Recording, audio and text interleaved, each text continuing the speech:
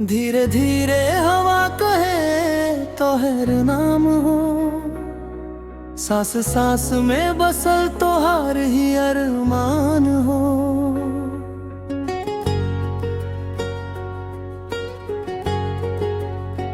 तोहरे बिना सुना लागे सगरी जहान हो, ऐसा जन तू ही हमार पहचान हो।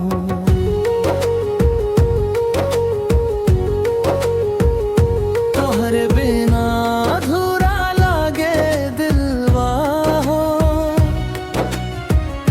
रात भर रोवे हमार अखिया हो।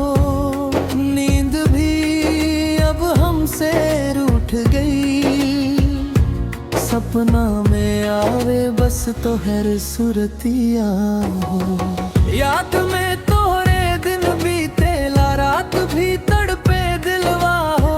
काहे छोड़ के चल गई लू, पूछे हर पल मनवा हो। तोहर बिना अधूरा दिलवा हो, तोहर बिना सुना हर सिलसिला हो। आजा साजन अब मान जाना, तोहर बिना जीना मुश्किल वा हो।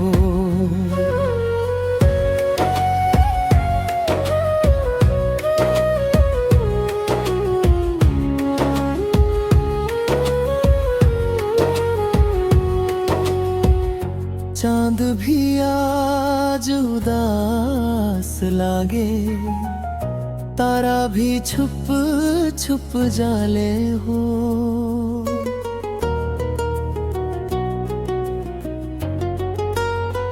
तोहरे बिना ए जान हमार, हर खुशी रो रो के जाले हो।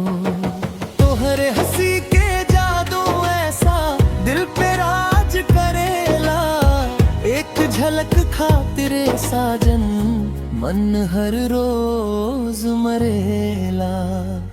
तोहरे बिना अधूरा दिलवा हो, तोहरे बिना सुना हर सिलसिला हो।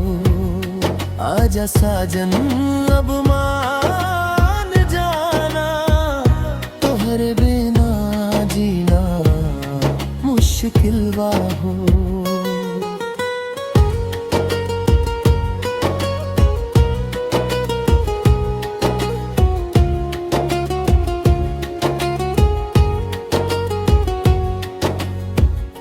अगर तू साथ होखे तो दुनिया हसीन हो, तोहरे बिना हर सपना गमगीन हो। तू ही तो दिल के धड़कन हमार, तोहरे बिना सब कुछ अनजान हो। तोहरे खातिर दिलवा सजवनी, सपना में तोहके बसवनी हो। दूरी चाहे लाख आ जा, प्यार न कभी घट दीनी हो। तोहरे नाम के चुनरिया ओढ़ के जिए के चाहत बानी, तोहरे साथे हर जन्म में रहे के कसम खैनी।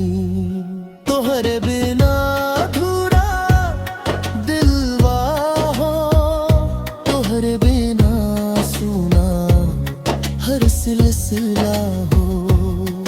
आजा साजन अब मान जाना, तोहरे बिना जीना मुश्किल वा हो। धीरे धीरे ही दिल पुकारे तोहरे पास आ जाओ, तोहरे बिना अधूरा जिंदगी अब त हमरा गले लगा जाओ।